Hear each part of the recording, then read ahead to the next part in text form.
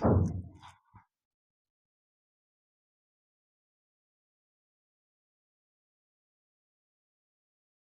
छात्र एवं छात्राओं, मैं संजय सिविल फोरम में आपका हार्दिक स्वागत करता हूं। कल मैं वीडियो दिया था। कल उस वीडियो में मैंने बताया था 1905 बंगाल विभाजन के बाद मुस्लिम लीग कांग्रेस में सूरत का फूट, 19 भारत सरकार जो है एक्ट 1909। इस क्रम को आगे बढ़ाते हुए आज की जो क्रम की जो रूपरेखा है, जो चैप्टर हैं, उसको मैं प्रस्तुत कर रहा हूं। ध्यानपूर्वक देखिए। दिल्ली दरबार, यह अभी बीपीएससी में क्वेश्चन भी आया हुआ था। दिल्ली दरबार 1911। इसके बाद जो है लखनऊ पैक्ट, लखनऊ पैक्ट, इससे भी क्वेश्चन आते हैं 1916। इसके बाद जो है होम रूल आंदोलन 1916। तो इस पर मैं पूरा विस्तार से जिक्र करूंगा, एक एक क्रम आगे बढ़ाते हुए। सबसे पहले है दिल्ली दरबार। तो फ्रेंड ध्यान दीजिए, दिल्ली दरबार और लॉर्ड हार्डिंग द्वितीय, ये इसके शासनकाल में दिल्ली दरबार हो रहा है। तो दिल्ली दरबार है क्या? 6 मई 1910 को ब्रिटेन में सत्ता परिवर्तन हो रहा है। जॉर्ज पंचम वहां के नए राजा बन रहे हैं। कौन बन रहे हैं? जॉर्ज पंचम। और जॉर्ज पंचम जब राजा बन रहे हैं लंदन के, तो उसी के अवसर पर दिल्ली में एक भव्य दरबार का आयोजन हो रहा है। और उसके जो स्वागत समिति है उसमें डेलीगेट कर रहे हैं, यहां करवा रहे हैं लॉर्ड हार्डिंग द्वितीय, जो कि वही भारत के गवर्नर जनरल। तो दिल्ली में जो भव्य दरबार हो रहा है, और वो दरबार हो रहा है 12 दिसंबर 1911 को। जॉर्ज पंचम कब बने? 6 मई 1910 को जॉर्ज पंचम जो है ब्रिटेन के सम्राट बने। और उसी के उपलक्ष्य में 12 दिसंबर 1911 को दिल्ली का भव्य दरबार का आयोजन किया हो रहा है। और इस दरबार में जॉर्ज पंचम भारत आ रहे हैं। तो जॉर्ज पंचम और उसकी रानी, वो दोनों भारत मौजूद है। और उसकी जो है लॉर्ड हार्डिंग द्वितीय जो है उसके जो आयोजन करवा रहे हैं। और 12 दिसंबर 1911 को जो दिल्ली का भव्य दरबार हुआ, इसमें महत्वपूर्ण फैसले लिए गए। और वो फैसला यह लिया गया, जो बंगाल विभाजन में भारत के जनता में असंतोष था, समूचे भारत में इस असंतोष को समाप्त करने का काम किया गया। और जॉर्ज ओरेंडेल समिति की रिपोर्ट की अनुशंसा के आधार पर, फिर सुनिएगा, जॉर्ज ओरेंडेल समिति की रिपोर्ट की अनुशंसा के आधार पर दिल्ली के भव्य दरबार में 12 दिसंबर 1911 को बंगाल विभाजन रद्द करने की घोषणा की गई। इस समिति के आधार पर, जॉर्ज ओरेंडेल समिति की रिपोर्ट के आधार पर दिल्ली के भव्य दरबार 12 दिसंबर 1911 को बंगाल विभाजन रद्द करने की घोषणा की गई। क्लियर हो गया होगा। अब है कि दिल्ली के भव्य दरबार में पहला काम हुआ कि बंगाल विभाजन को जॉर्ज ओरेंडेल समिति के आधार पर समाप्त कर दिया गया। अब जो राजधानी उस समय कलकत्ता थी, उसको दिल्ली लाने का प्रस्ताव पारित किया गया। कहां से कहां राजधानी? कलकत्ता से दिल्ली। कितनी तारीख को घोषणा हुआ कि अब राजधानी कलकत्ता से दिल्ली बनाई जाएगी? 12 दिसंबर 1911 को। अब ध्यान दीजिए। और तीसरा यह जो बिंदु हुआ कि बंगाल से बिहार और उड़ीसा को अलग किया जाएगा। बंगाल से बिहार और उड़ीसा को अलग किया जाएगा। अब बात होती है कि 1 अप्रैल 1912 को, 1 अप्रैल 1912 को जो है दिल्ली राजधानी बनती है, कलकत्ता की जगह दिल्ली राजधानी बनती है। और फ्रेंड यहां ध्यान दीजिए, 22 मार्च 1912 को बंगाल से बिहार उड़ीसा एक नए प्रांत बनते हैं। कितनी तारीख को?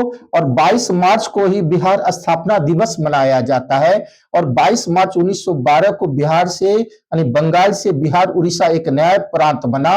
और उस उड़ीसा के जो है बिहार उड़ीसा के पहले गवर्नर, कल भी हम जिक्र किए थे, वो बनाए गए सत्येंद्र नाथ सिन्हा। सत्येंद्र नाथ सिन्हा जो बिहार के ही रहने वाले थे। तो बिहार 22 मार्च 1912 को जो है बंगाल से बिहार उड़ीसा एक नया प्रांत बन रहा है। 22 मार्च को बिहार स्थापना दिवस है और इस समय सत्येंद्र प्रसाद सिन्हा बिहार के पहले गवर्नर बनाए जाते हैं। और 1909 के अधिनियम में भी जो गवर्नर जनरल की कार्यकारिणी में पहला सदस्य कोई भारतीय सत्येंद्र नाथ सिन्हा ही बनाए गए थे, जो बिहार से बिलोंग करते हैं। बहुत ही इंपॉर्टेंट यह क्वेश्चन है। इसके बाद 1909 का जो अधिनियम बना था वो भी जॉर्ज ओरेंडेल समिति की रिपोर्ट के आधार पर बना था। और जॉर्ज ओरेंडेल समिति की रिपोर्ट के आधार पर ही बंगाल विभाजन को रद्द करने की घोषणा 12 दिसंबर 1911 को दिल्ली के भव्य दरबार में हो रही है। इसके बाद जो है क्या हो रहा है, राजधानी कलकत्ता से दिल्ली स्थानांतरित हो करने की घोषणा हुई। 1 अप्रैल 1912 को दिल्ली नई राजधानी बनती है भारत की। और बंगाल से बिहार उड़ीसा जो अलग होते हैं 22 मार्च 1912 को, बिहार जो 22 मार्च स्थापना दिवस है। और बिहार उड़ीसा के नए गवर्नर बिहार के वासी सत्येंद्र प्रसाद सिन्हा बनाए जाते हैं। तो ये आप यहां पर हो गया होगा क्लियर। अब आइए दूसरे टॉपिक्स पर। मैंने बताया लखनऊ पैक्ट, तो आप थोड़ा सा यहां ध्यान दीजिए। 4 अगस्त 1914 को प्रथम विश्व युद्ध शुरू हो जाता है। और प्रथम विश्व युद्ध में प्रथम खेमा में जो है जर्मनी होते हैं, ऑस्ट्रिया होता है, हंगरी होता है और तुर्की होता है। और दूसरे खेमे में ब्रिटेन होते हैं, फ्रांस होते हैं, रूस होता है, जापान होता है, बाद में अमेरिका भी इसमें मिलते हैं। तो ब्रिटेन की तरफ से लड़ कौन रहा है? भारत जो है किसके तरफ से है? क्योंकि ब्रिटेन की तरफ से है और ब्रिटेन उपनिवेश है। तो प्रथम विश्व युद्ध में जो सबसे महत्वपूर्ण नारा था वो था इंडियन होम रूल का। यानी प्रथम विश्व युद्ध में कौन सा लोकप्रिय आंदोलन प्रचलित हो गया? Indian home rule. और आप फ्रेंड यहां ध्यान दीजिए कि प्रथम विश्व युद्ध में जो है जर्मनी की हार हुई, जिसके कारण तुर्की की भी हार हुई। और तुर्की साम्राज्य पर ब्रिटेन जो है उसको खंडित करने का काम किया, जिसके कारण भारत में जो मुसलमान थे वो ब्रिटेन से रुष्ट हो गए, ब्रिटिश सरकार से रुष्ट हो गए। और तब वही कारण है कि भारत में जो मुसलमान है वो कांग्रेस की ओर आकर्षित होने लगे और ब्रिटिश सरकार से उसका मुंह भंग होने लगा। और यही कारण है कि 1916 में लखनऊ पैक्ट हुआ। 1916 में लखनऊ पैक्ट हुआ। और इस पैक्ट के पीछे कारण है कि इसमें बहुत महत्वपूर्ण बातें आई कि भारत में जो नरम दल है और गरम दल है वो एकजुट हो गए लखनऊ पैक्ट के तहत। और भारत में जो कांग्रेस है वो मुस्लिम लीग के साथ एकजुट हो गए। तो इसको नजदीक लाने में यानी जो नरम दल है, गरम दल है और जो मुस्लिम लीग के जो मोहम्मद अली जिन्ना है उसको नजदीक, कांग्रेस के नजदीक लाने में बाल गंगाधर तिलक, एनी बेसेंट का बहुत बड़ा रोल है। यानी बाल गंगाधर, एनी बेसेंट की ही कृपा से, यानी दोनों के प्रयास से ही मुस्लिम लीग और कांग्रेस एकजुट हो गए और नरम दल और गरम दल भी एकजुट हो गए। तो ये बहुत बड़ी अवसर है। इसके बाद क्या हुआ, इसी लखनऊ पैक्ट में जो है 1916 के लखनऊ पैक्ट में कांग्रेस का अध्यक्ष है अंबिका चरण मजूमदार। अंबिका चरण मजूमदार। और मुस्लिम लीग की तरफ से अध्यक्ष कौन है? मोहम्मद अली जिन्ना। कौन है? मोहम्मद अली जिन्ना है। अब यही जो है इसमें सबसे महत्वपूर्ण बात क्या हुआ कि लखनऊ पैक्ट के द्वारा पहली बार मुसलमान को पृथक निर्वाचन देने की व्यवस्था भारतीय राष्ट्रीय कांग्रेस ने स्वीकार कर लिया। नरम दल गरम दल एक हो गए, मुस्लिम लीग और भारतीय राष्ट्रीय कांग्रेस एक हो गए। और इसी लखनऊ अधिवेशन में बाल गंगाधर तिलक भी मौजूद थे, महात्मा गांधी भी मौजूद थे। और इसी लखनऊ अधिवेशन में बिहार के शोषित जो नील जो किसान थे उसकी अगुवाई करे राजकुमार शुक्ल ने महात्मा गांधी को चंपारण आने का न्योता दिया। तो मैं अभी 1916 का लखनऊ पैक्ट पढ़ाया आपको।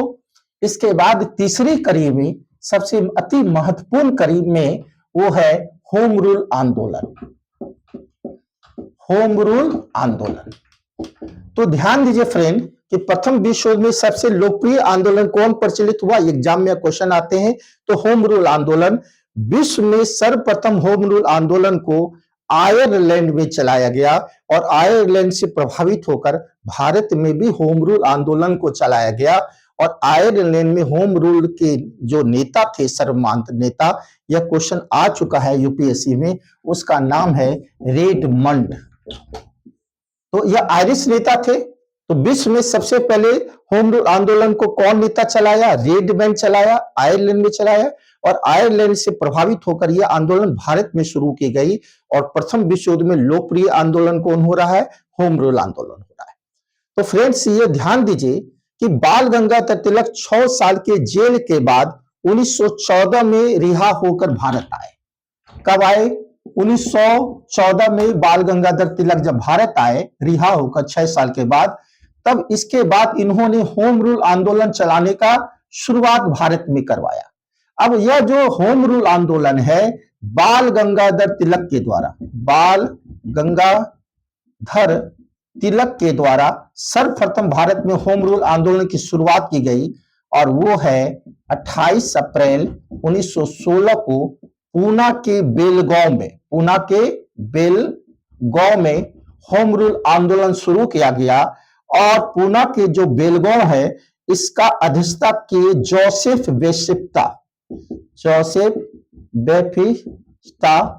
यानी पूना में सबसे पहले भारत में होम रूल आंदोलन कौन शुरू किया? बाल गंगाधर तिलक। कितनी तारीख को किया? 28 अप्रैल 1916 को। कहां किया? पूना की बेलगांव में किया, जिसकी अध्यक्षता कौन कर रहा है? जोसेफ बेपिस्टा कर रहा है। और बाल गंगाधर तिलक जो है होम रूल आंदोलन को अपनी पत्रिका मराठा और केसरी के माध्यम से पूरे भारत में इसको फैला रहे हैं। और बाल गंगाधर तिलक के द्वारा जो होम रूल आंदोलन है उसका कार्य क्षेत्र है महाराष्ट्र। लेकिन महाराष्ट्र में मुंबई को छोड़ दिया गया था, मुंबई शहर को। महाराष्ट्र के अलावा है कर्नाटक, बरार और मध्य प्रांत यानी मध्य प्रदेश। तो कहां कहां जो है बाल गंगाधर तिलक का कार्य क्षेत्र था होम रूल आंदोलन में, वो महाराष्ट्र, मुंबई को छोड़कर कर्नाटक, बरार और मध्य प्रदेश थे। और यह बाल गंगाधर तिलक के द्वारा होम रूल आंदोलन की शुरुआत कर दी गई।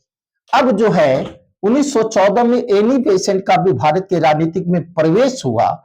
और यही कारण है कि एनी बेसेंट भी होम रूल आंदोलन में कूद गई। और एनी बेसेंट के द्वारा 3 सितंबर 1916 को मद्रास के अडियार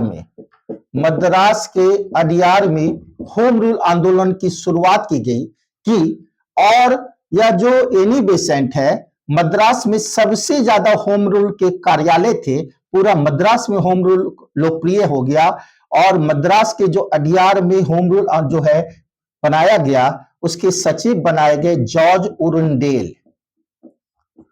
कौन बनाए गए? जॉर्ज उरुंडेल। और एनी बेसेंट की जो सहयोगी थी वो थे बीपी वाडिया।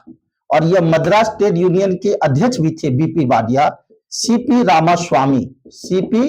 रामास्वामी। तो एनी बेसेंट के द्वारा 3 सितंबर 1900 को मद्रास के अडियार में होम रूल सोसाइटी की स्थापना की गई, जिसके जो है सचिव जॉर्ज उरुंडेल बनाए गए।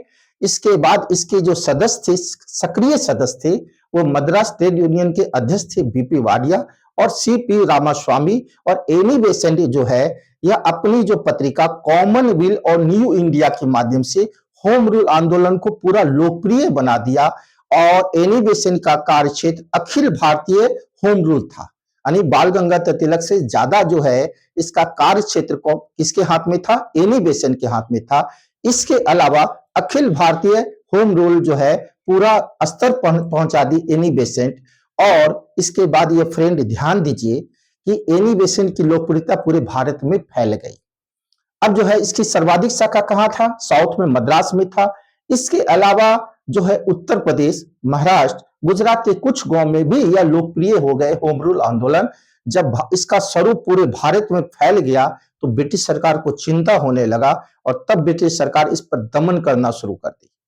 और ये आपको बता दिए कि यह दमन के पहले भी इसमें कई गणमान्य लोग, कई बड़ी हस्ती, जिसमें जवाहरलाल नेहरू भी थे, चित्तरंजन दास भी थे, मोतीलाल नेहरू भी था, मदन मोहन मालवीय थे, मोहम्मद अली जिन्ना भी थे, इसके बाद जो है तेज बहादुर सप्रू भी थे। ये कई लोग जो है होम रूल आंदोलन से जुड़ गए और यही कारण है कि इसका स्वरूप समूचे भारत में फैल गया और तब ब्रिटिश सरकार इस पर दमन करना शुरू किया। और तब जो है एनी बेसेंट जो है जून 1916 में जो है आगे चलकर 1916 के एंड में जो है एनी बेसेंट को, बीपी वाडिया को, जॉर्ज ओरेंडेल को गिरफ्तार कर लिया गया, उसको जेल में डाल दिया गया। और यही कारण है कि जैसे ही एनी बेसेंट गिरफ्तार हुई, बीपी वाडिया गिरफ्तार हुए, जॉर्ज ओरेंडेल गिरफ्तार हुए, तो जो है सुब्रमण्यम अय्यर, क्या नाम बोले हैं, सुब्रमण्यम अय्यर जो है, इसको नाइटहुड की उपाधि दी गई थी ब्रिटिश सरकार से।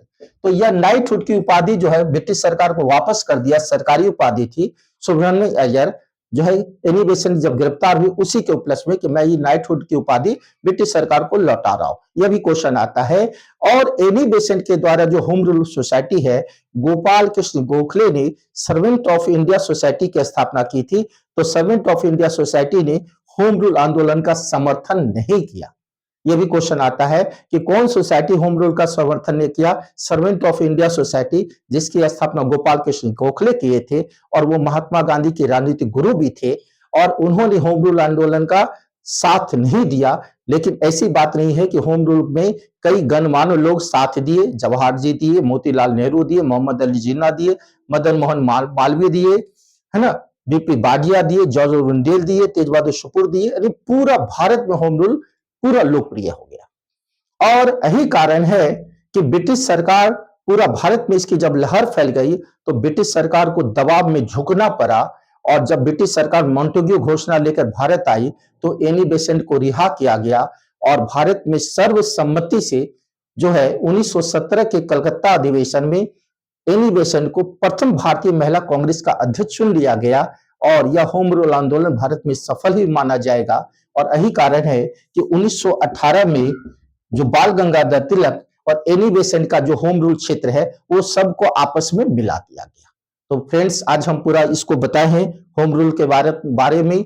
होम रूल समझ ही गए होंगे कि भारत में संवैधानिक ढंग से हमको कुछ अधिकार दीजिए, होम रूल चाहिए, यानी हमको गृह स्वशासन चाहिए, हमको कुछ अपना मौलिक अधिकार है, उसको प्राप्त करने के लिए होम रूल आंदोलन पूरे भारत में लोकप्रिय हो गया।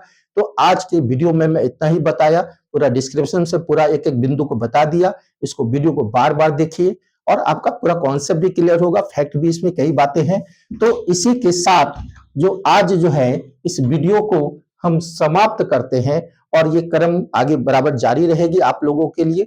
हमेशा तत्पर हूं मैं आप लोगों के लिए। तो इसके साथ ही मैं वीडियो को समाप्त करता हूं। धन्यवाद।